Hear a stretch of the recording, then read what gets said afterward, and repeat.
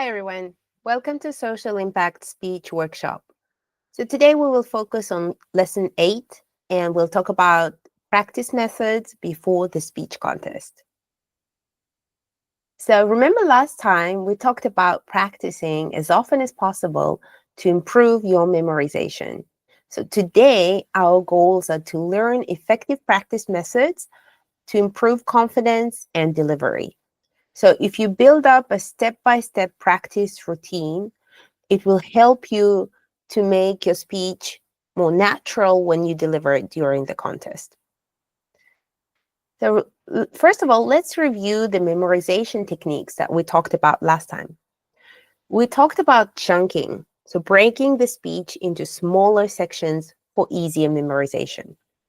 We also talked about visual mapping, so using images or keywords to recall ideas. Also, we talked about going backwards, so trying to remember the ending first. Filling the gaps, covering parts of the speech with sticky notes, and checking how much we can remember. And finally, we talked about repetition. The more we repeat each section, the better we become, the more confidence we gain.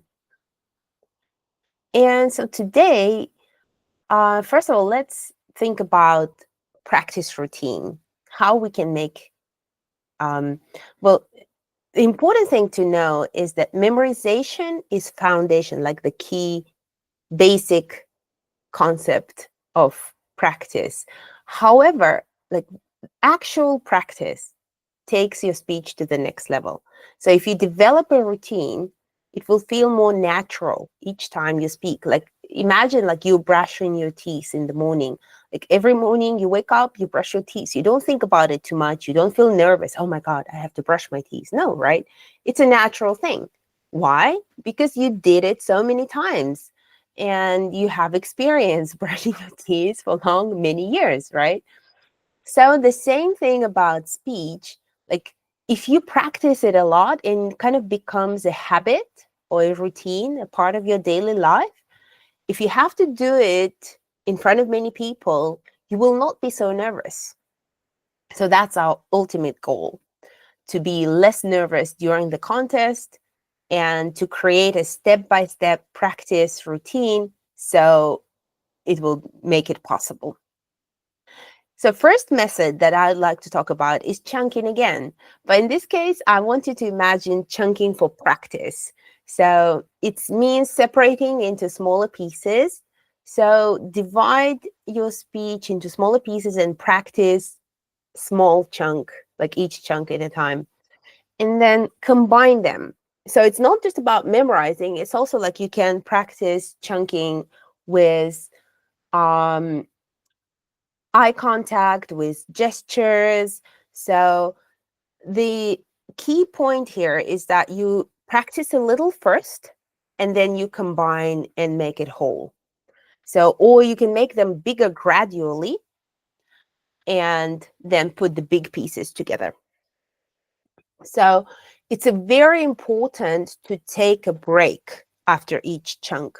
So like if we have to do a very big thing, maybe we feel a little negative about it. Like, no way, I cannot do that. That's too big. It's too, so automatically you will kind of reject it. So that's why if you have a small thing that you need to take care of, maybe you will be more, like it will look more doable, right? So if you do it, then it's important to actually reward yourself. So you reward yourself with a break, with a short walk, or with just a short nap, anything that you like, even with whatever is a good reward for you, you reward yourself after you complete a small piece. And then step by step, you finish all the pieces and you put it together. So second important method for practicing is recording yourself, because our imagination is amazing. Like we can imagine so many wonderful things. However, it's not always same, like it's not real. it's imagination, right? So sometimes we imagine ourselves like doing a great job or like doing one thing, but in reality, we're not actually doing it, or it's not real. So when we record ourselves, like visually, like record, um, maybe you can just use your smartphone to do that, or your PC to do that. So you can do the reality check and record yourself delivering a chunk, watch it, imagine that you're a judge, and think what can be improved, how you can be better. So clarity of speech, gestures, eye contact, check on those things when you play your recording.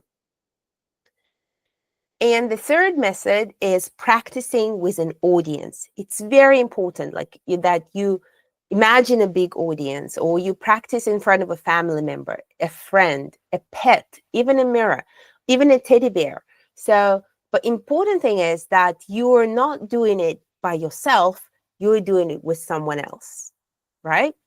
And if you're practicing with a family member or friend, you can always ask for feedback. So, voice clarity, gestures, postures, overall engagement. So, the more you practice in front of someone, the less nervous you will feel on a speech day. So, also, like, even if you have one family member, one friend listening to you, imagine that you're speaking to a larger audience. Again, use your imagination here and maybe like turn to different sides of the audience.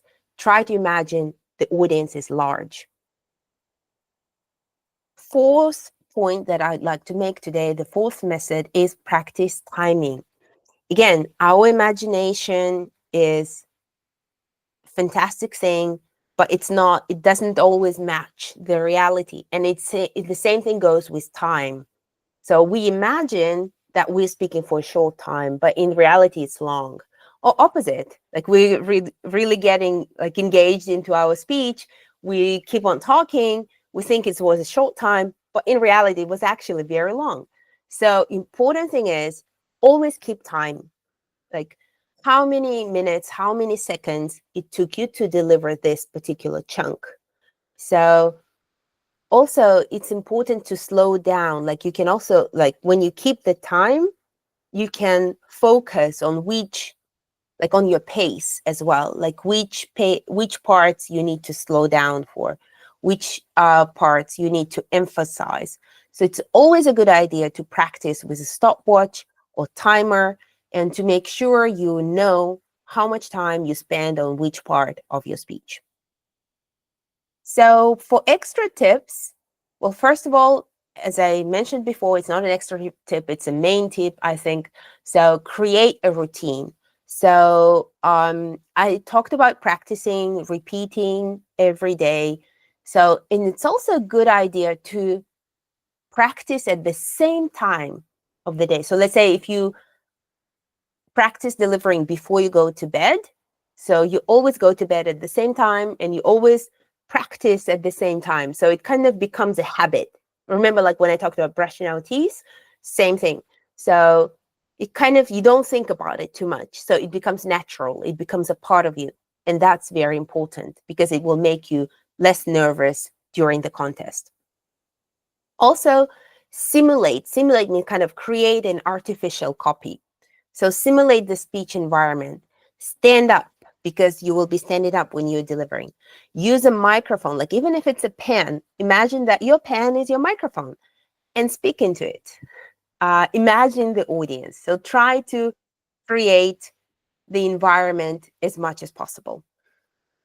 And use visualization. Imagine the audience. Imagine also yourself winning the contest, being successful, delivering in a cool, engaging way. So try to use your imagination, visualization as much as possible to help you succeed. And it's important to keep our motivation. So with daily practice, we can use also, like to keep our motivation, we can use affirmations and quotes.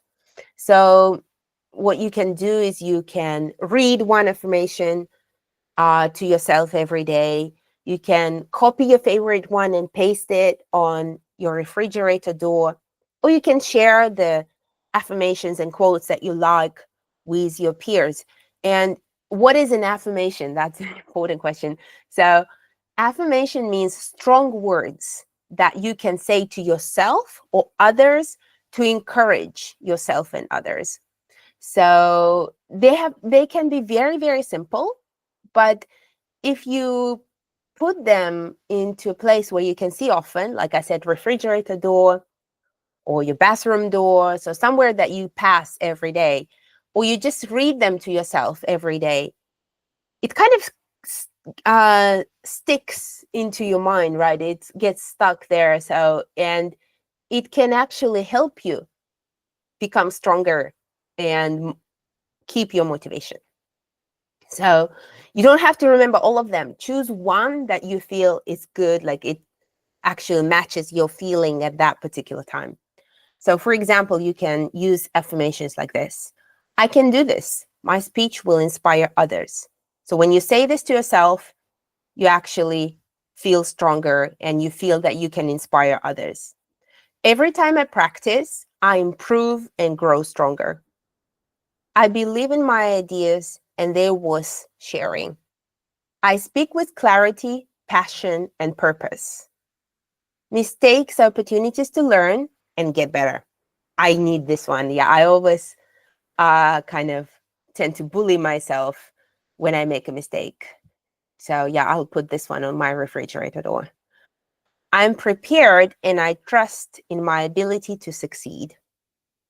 I deserve to be heard and I'm proud of my effort. And of course, there are plenty of other affirmations available on the internet, so you can check the ones that, or you can even write your own, of course. Yeah. So choose the one that kind of makes you feel good about yourself. And we can also use quotes. Quotes are some words that someone else said. So here are some motivational quotes that we can think of. The best way to predict the future is to create it, by Abraham Lincoln.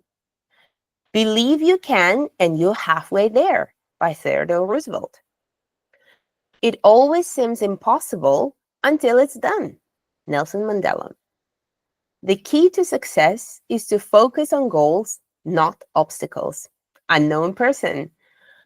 Success is the sum of small efforts repeated day in and day out, Robert Collier. So again, you can look on the internet and find the affirmation and quote that you feel is good for you. So remember, every time you practice, you get closer to your goal. Remember, confidence comes from preparation. So you cannot be just suddenly confident. You have to practice a lot, and then you become confident. So practice using chunking, recording, and presenting in front of others. Incorporate feedback. So ask your friends, family members for feedback. Simulate the real environment. Remember the pen microphone? Speak into it.